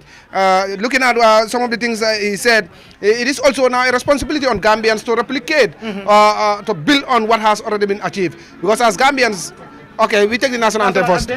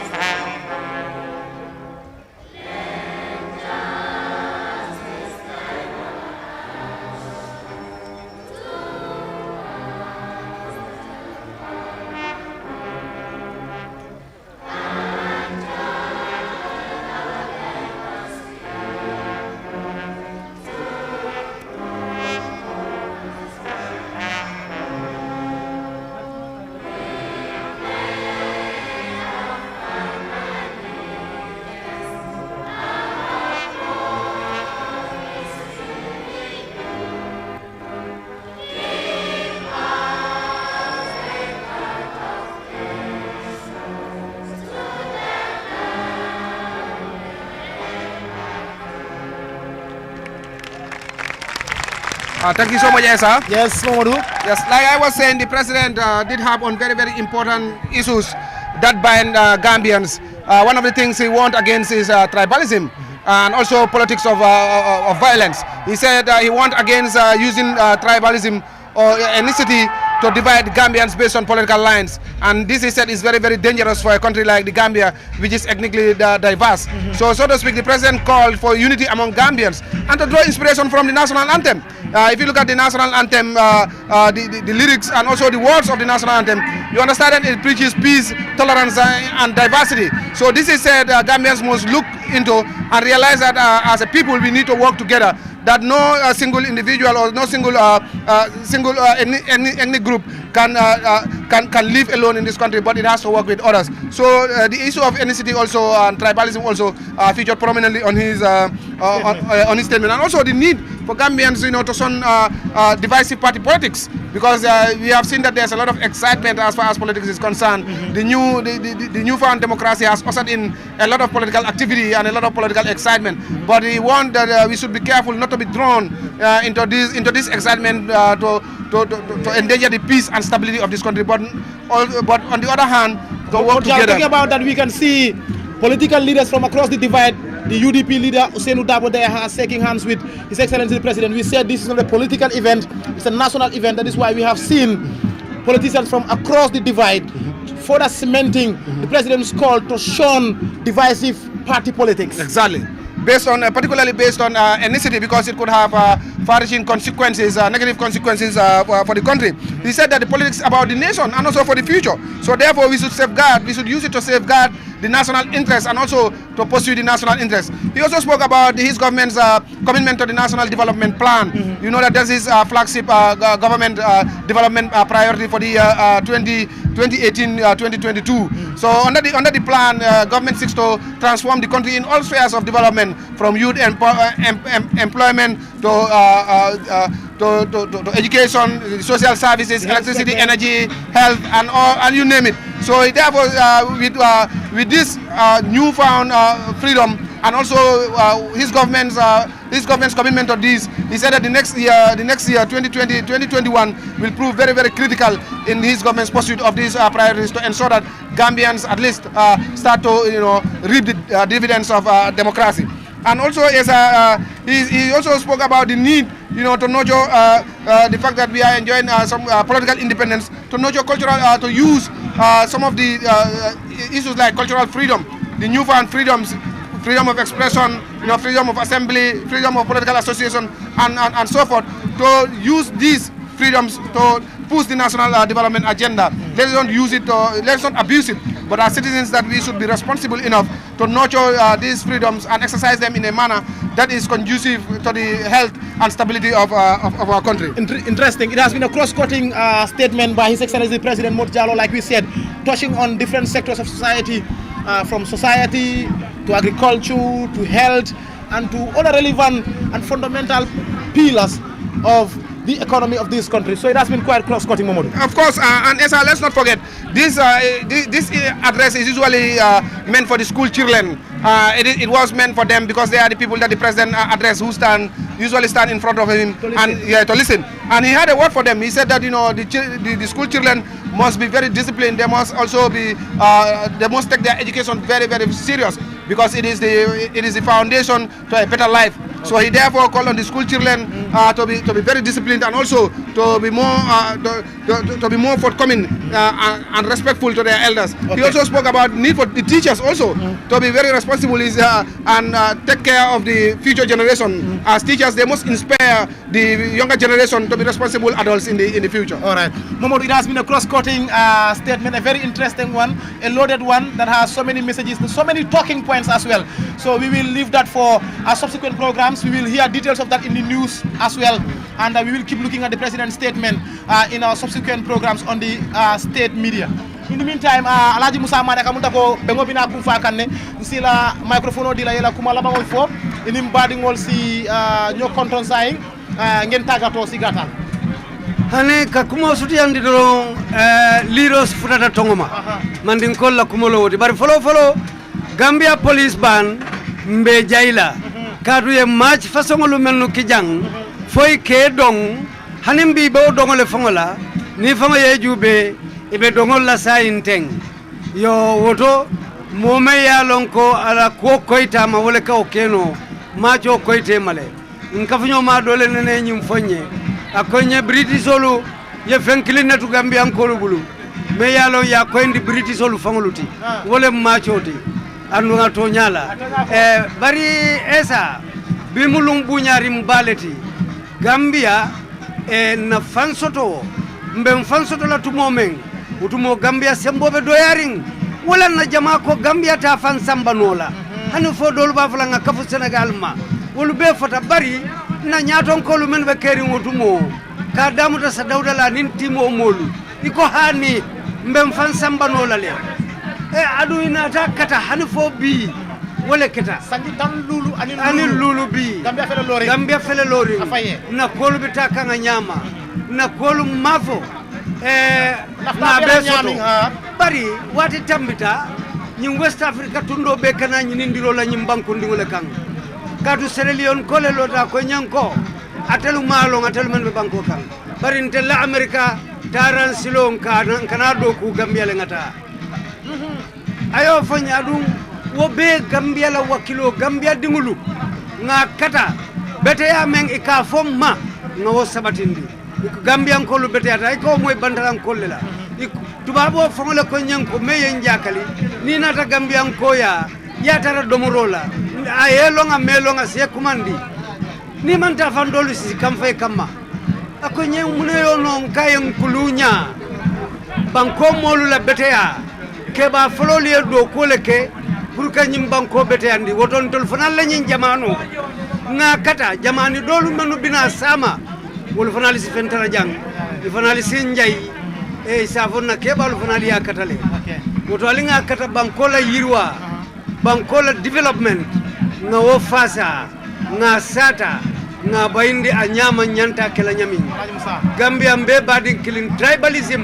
nga landi kara la tinyar langolong aten sambala daoda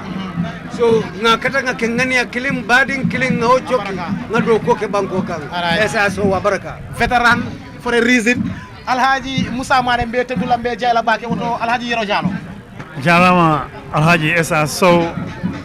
musibem hetotobe larobe GRTS ha joni minen on gonani do Makati Square Banjul lo gandaranda e joni wonono goddum niyan e bengo pari humta hantade e bayra His Excellency the President Adama Barrow on nani o yewridi sukabe jangobe be o yewtani leydi ndi fof hettotobe e larobe onon fof on nani konge moƴƴi e ko nafi leydi ndi ko nafara ɓiɓe leydi ɓe ko haali ko hen e to His Excellency the President o haali ɗo haala dandan konge dandan esa ko way hen no muñodirangol jaɓodirangol e dandodirgol ha e fitina kulle ittindigol leƴƴi fampo ɗum to o yimɓe ɓe no gudini ɗum to lowre to hayri noɓe jawtin ɗum lowre nde sa nanggondiren gonen hunde wotere e liggol e leydi men ndi e sa o haali ɗo hunde wotere wondema e leydi men ndi ala bawo en arandula goɗɗo liggano en ndi no paaleɗen ene liggor ballo en nane ko tawɗen ta enen liggo ko ɗon ɓuuri welde wallegol haali gonga Yero e sa ɗum woni hunde ko gandanɗa noon e haala ka moƴƴi konngol mum ngol yettinigol ɗo han kala ɗo joom hettoto ma laarata ɗum tan a weltoto hen sukaɓe men janggoɓe ɓene esa guili waktu amen ha waktu mon ɗum waɗi foof minen min maaji to Brikama box ba wallahi e kono mi maƴani to Independence Stadium noon kono minen garanno toon immorgol Brikama on tuma ta jamma min gara largol match e ɗum woni to Independence Stadium ta on tuma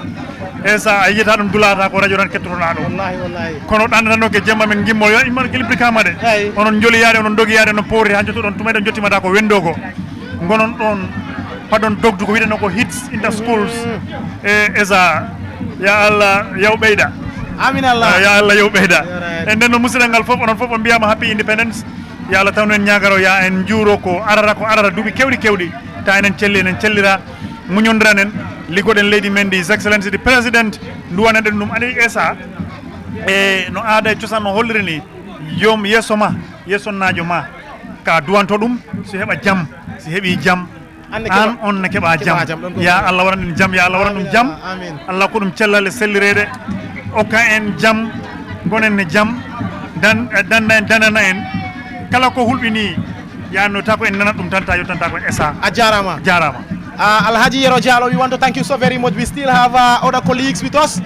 We have Sally Jaju, who will also do her roundup in Jola. We also have the ever amazing Haji Sumundu. Haji also will do the final rap in Sarahule in a moment. Sally Jaju. Mita kati esa so bukanom ne manjijam meno di jiker meno GRTS wul ko ko tate di bayo mo kay yeti Banjul Makati Square banu manjum independent tifinkin bono mi di karuken President Adama Barrow nan kunyila keti sikere mo skutusum kubanna sanken di bukanak bare na gamen kunyila ko mambi ngolem ku manji bu ko te jow eno di mukana mete jaye fochuleti mo fam President Adama Barrow na sanken waju po euroka wan manju wofrunga fola komide kane dede binyo dem 2018 be 2022 wonora wan wanju wona nenom mafama muare mujo eno broka bubote kan eno nane waju po e Gambia e jaye fochule baje barbe jaat babaj bugal baju po e ban manju bono mu bajami di e jaye fochule yole la na wanken bukana kafeti kata politique balong munda mora tokono ngole no roka mo fameti Gambia nane kapajulora kan manjum koko midede bukana ku purdi kapajulora kunyila kay sikara munges na sali sal fanfa e kurian manji yoku purdu manku bi kuyente no ro bar nane ku sofka karanga koli jak manku riben kuri maketi kuni fana keti mo famdi kuni fana koli nane ku puro ke mo fameti Gambia jakum ku nokendi waf wan manji wowote kan manku baj burong di mukana meti luwai nane bukana ku lambalon ko beti luwai nu safora nu jamora nu kata fitine meti fitine kanka wan manji mu kajene jaye fotuleti mo fam nane kapana kedi ka karanga uroka burom pankam bukana man manju pambu baje woto kurima kan manju ko President Adama Barrow ari nyenum pambi jamdi kurima koleli GRTS di waba jamdi mo fam wala la woto Haji Sumundu ni seni microphone munu katore di bukana barawul koko de salu mu gandi ka yenteno rak di bu jongoro nu sal ku technicien koleli di kan manju ko sofolim jak di camera ni sal ku parom po kammi may 7 di office oleli yomo kay MBI Haji sari aw sumaye esa so ajarama kadamgal kablar pular golle ma fewino tiginon halsa mare mo daga kunyi nambo garangati Makati Square birambe Kenya hinu nyemiranga angadu nanti His Excellency President Adama Barrow aga didi kan kanu kini na limunu nyamari nanti nanya sere kalasunto inanya ko mane kriswa ina wakile titu akun karanga ado fofo gani yuru wantam pinunga adiga mun nogondi ada ko nanti jamane ke politiki alan kisien na mo fatame korna memo go onya bane onan chage katame onan nanto yani sage habo yankatno golli do men jamane ke yuru wandi serempo ga bende itawe angadu nanti jamangu meke diga mende ay kubenu ga girti ka honundo groupe un tananunga na li match pass ndabari anya sewenga bare president ke diga mun nyemeranga gada duma kan kayebe dabari ara dabari julangel do manka man kunna nga yerunga na ga juman challi birambe aga terita nga gelu julangel ma manka man kunda lengi gadi birambe moto ngara tunji bayeke no gondire sasa kunda ha terita nye kata no kube gane State House kesuni duma kan kay misale nye kesuni fiay na ko nandiro jamane le munci ni bana nye ina place eta jamane le munyan dirono ina place anga nandiro jamane le munyan jitel dome ini sugula hinundu adiga mun no ndati gara jamane ke yala na kumba magande kotam pinu be ngo soron kamma igara ko idangani iri tallo aslateringa na aslateri hibe kanya briju ke munto killo na memugu jare kanu ado karankompo do yurwanta ngolu tanano agara dabari kyan jige tampile ndo kabun kota maken kaga laga mi tarikhun nogondi oda iri wari o duwa ya rabbi Allah gana nya kameta ello gana wardome na jura kenganya independent ke tankara ganda sino karage a ganya na milio tay ello gana jura ongul ngamba fola assalamu alaikum bimu famba jio dangoleti president o nyinke manka mankunda katama singola kata fo julangel kata jumo salli awlu ngombije bi fana ani moto nata mam moto ta ka mini ay moto nadi allota pareta atamata singola kata State House oto mbafola isaso ajarama. Thank you very much, Haji Sumundu. We are drawing closer to the end of this broadcast. Jan Jane. jërëjëf Essa mbokk yi seetaan GRTS ñu ngi dellu rek di leen gërëm di leen sant ndax ñëw nañ ci cappaandaw yi programme bi ñu ñëpp gis nañ li nga xam ne tey moo fi xew màggal juróom fukki at ak juróom bu ñu moomee suñu bopp mu doon loo xamante ne nag xam naa Essa ci gàttal rek mooy dañuy ñaanal ñëpp di wax ne daal réew mi suñu réew la bu baaxee ñun la bu bonee yi tamit ñun la te Gambia xamut lu bon Gambien lu mu xam rek mooy lu baax kon nañu yokk a jëf yi wàññi tamit li nga xam ne mooy wax bi ndax liggéey du ànd ak wax ju bari kon nag fii rek la ñuy tàggatoo di wax rek yan nañ ko fekkee ay at yu bari bari yan na réew mi naat yan na jàmm tuuru fii ci biir réew mi ñu gis fi jàmm di dox jàmm di wax jàmm jërë ngeen jëf. waaw ñu jos suñu mbokki RTS yi ñoom it ñu tàggatoo ak askan gi parce que nekkuñ fi ñun rek ànd nañ fi ak suñu naataango yu jógee rajo ak télévision bu Sénégal bu mag a mag bu fa nekk buy RTS am nañ fi Dramé léegi nga tàggatoo askan gi. waaw ba nag doomu ndey samay mbokk man dama naan ñun yëpp dañoo war a ànd ne alhamdulilah rabbil alamina ngir sunu maam yaag sunu baay bu ñu doxee dox boo xam ne mbokk lañu dox ba ñu sosu ci loolu di ko jéem a def nañ ñaan yàlla suñ doxin yàgg te liñ ci bëgg ñu am ko ci buur bi wax na li mu war a wax yëpp wax bu sew baaxul waaw nañ fàttale ko démb bokk tey jëmale ko déwén buñ na déwén yu du jeex muy ëllëg ba du jeex yal nañu yàlla saxal ci li nga xam moo fi saxal sunu maam yi ñu nekk fi topp seen tànk Sénégal ak Gambia ñu ñëpp benn xeet bi lañu benn xel bi lañu et ñoo bokk lépp bon nag kuy wax nañ wax yëpp ci turi kenn rek mooy yal nañu yàlla defal jàmm. jërëjëf Dramé di suñ naataango bàyyeekoo at Sénégal di RTS ñëw fii bokk liggéey bi tey ak ñun kontaan nañ sa mbir bu baax a baax di la jaajëfal di la gërëm bu baax a baax ak ñi nga xam ne ñooñu nga àndal bàyyeekoo Sénégal ñëw fii fekkee bés bu mag bi. Ladies and gentlemen, those of you watching on television and those of you listening to GRTS radio, we want to thank you so very much for being with us throughout these proceedings here. It was the Gambia at 55, presided over by His Excellency the President. I must emphasize, it is independence, not just a day for the political elite, because Gambians from all walks of life value and cherish their freedom. That is why this day, since 1965, has become a day for Gambians to perform the rituals and symbols that are associated with the proud feelings of a nation that is basking in the sunshine of dignity and self-determination.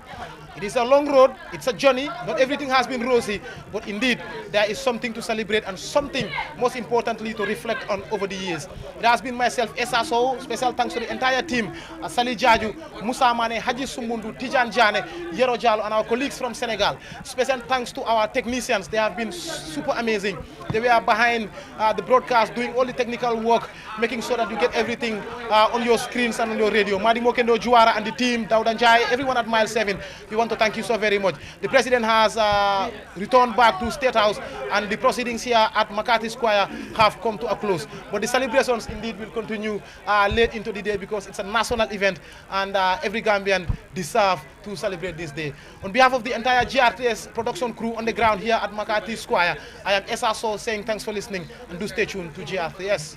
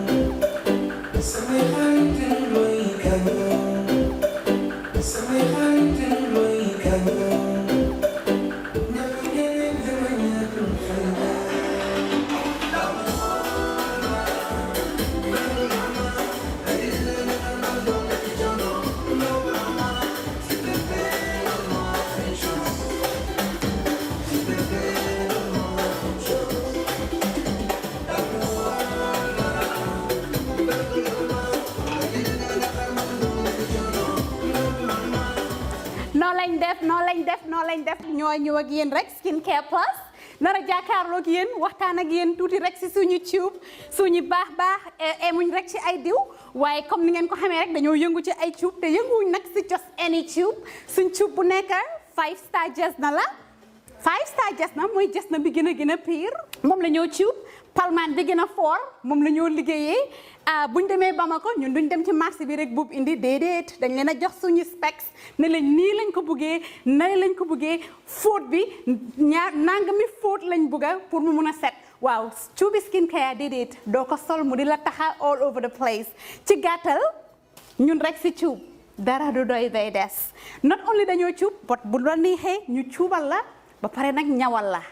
ñaw fi mu gën a setee nag rek la ñoo fulee ñetti ñawkat lañ am nañ ñawkati simple nga xam ne xoppati rek mbaa def sa taille basse def sa dagit def sa roba amul benn dawme am nañ koo xam ne moo ñoo dawme jigéen den am nañ tamit special ñawkat boo xam ne ñawi góor rek la ñoo defal nga bugg sa his and hers muy korité muy tobaski mbaa muy ngénte muy takka mbaa nga bugg rek def sa yëkka bu baax a baax daagul ba ñëw Skincare Plus ñu dimbali la tànnal la cuub fam gën a baaxee ndax sa yëkka gën a foor lii nga ne lan xoolal bi takka la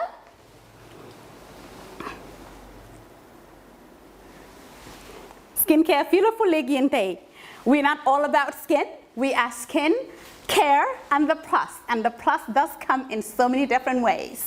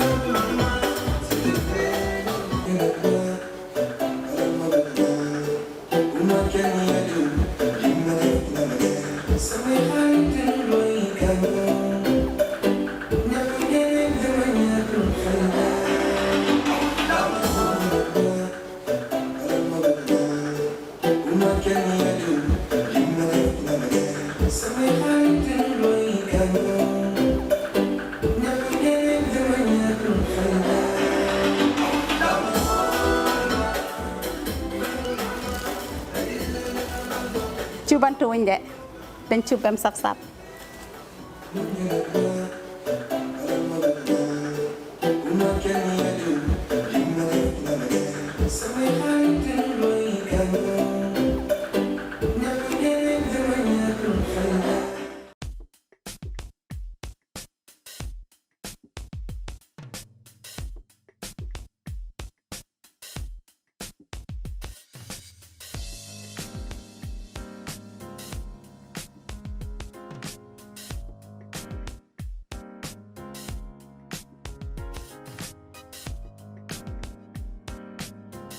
Miss B Designer Outlet is the #1 quality and affordable stop shop for all your needs.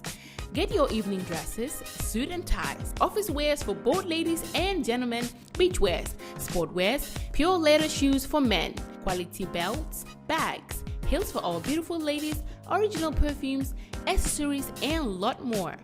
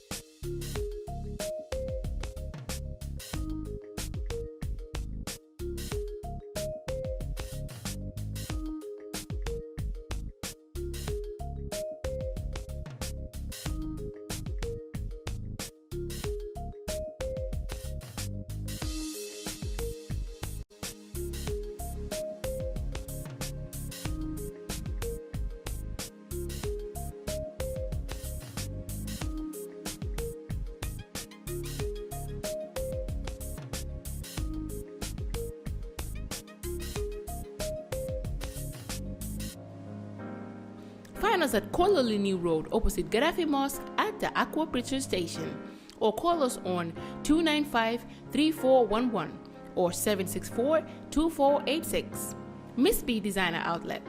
Shop right, look good.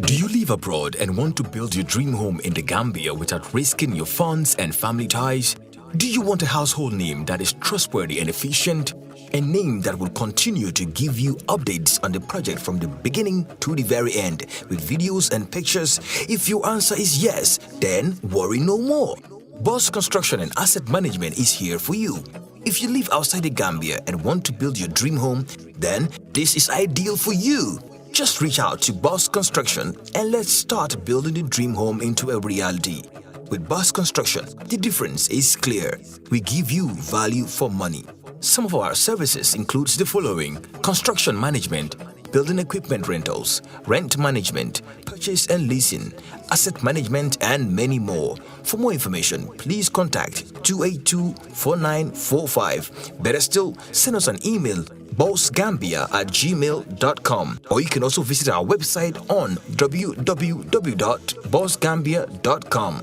Boss Construction, a name you can trust. Boss Construction and Asset Management, keeping families together.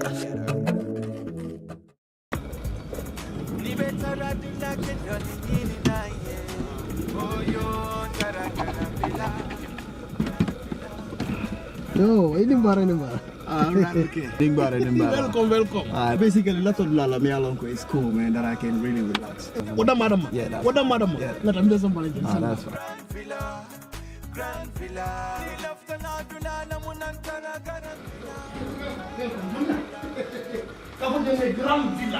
That's fine. Slowly. Yes. No. Yeah, actually, a lot of people are basically me along because they relax. So it's basically like I can understand.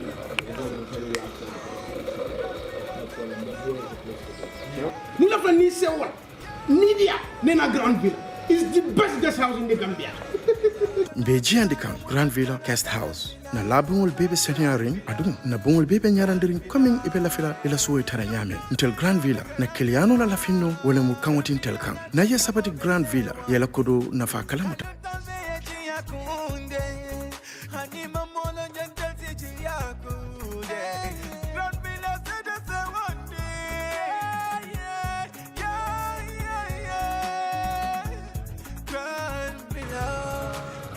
Oh man, this is like a paradise. I know. I so much love this place. Yeah, thank you. Trust me, I love this place. You can move somebody and you're watching what? Yeah. Jang and know to Gambia. Grand Villa. I tell you. I